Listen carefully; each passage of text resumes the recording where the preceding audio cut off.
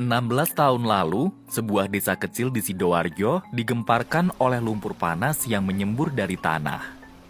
Tidak disangka bahwa lumpur ini akan menenggelamkan desa-desa, menghancurkan bangunan publik, dan membuat puluhan ribu warga kehilangan rumahnya.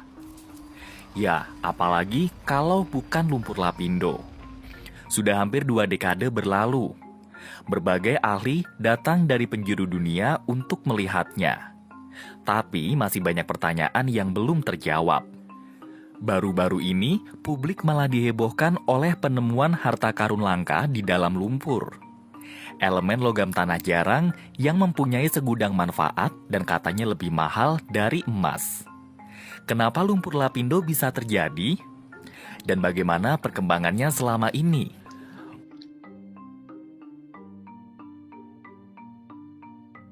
Pukul 4:30 pagi, 29 Mei 2006, lumpur panas menyembur di tengah persawahan Kecamatan Porong, Sidoarjo.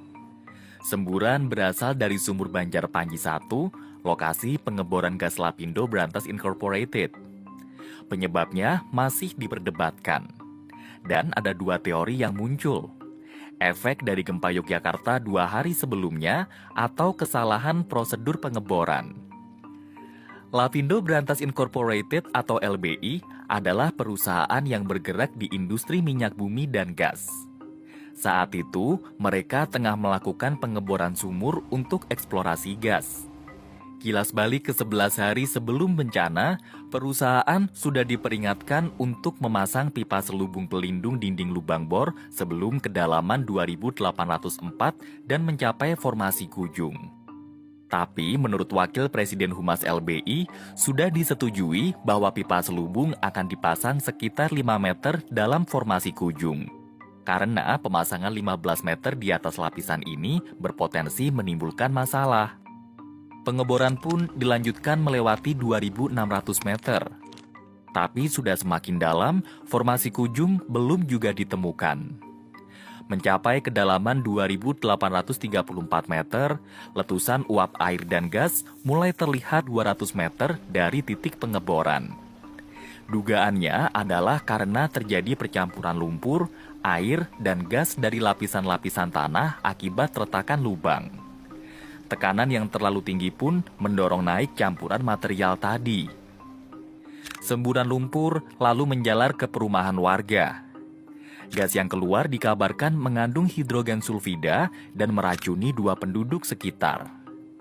LBI awalnya mencoba menghentikan kebocoran dengan menuangkan lumpur berat ke sumur. Tapi material panas tetap meluas ke area sekitar. Kemudian perusahaan membangun tanggul penahan. Namun lumpur terlanjur menenggelamkan 750 rumah dan menutup 2 jalur kereta api.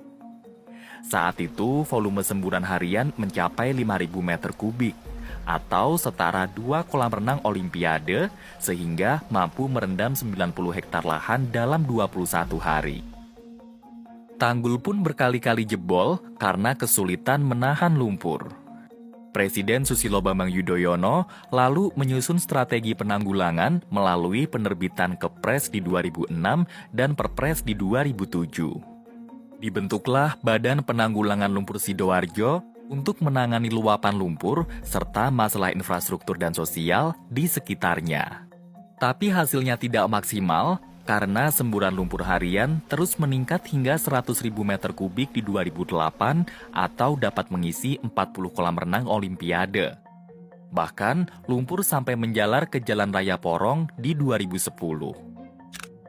Karenanya, LBI dan pemerintah juga harus mengganti rugi pada korban, dan jumlahnya tidak sedikit.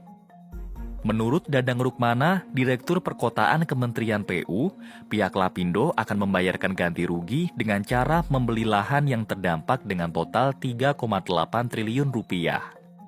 Untuk korban di luar PAT, ganti rugi dibebankan ke dana APBN.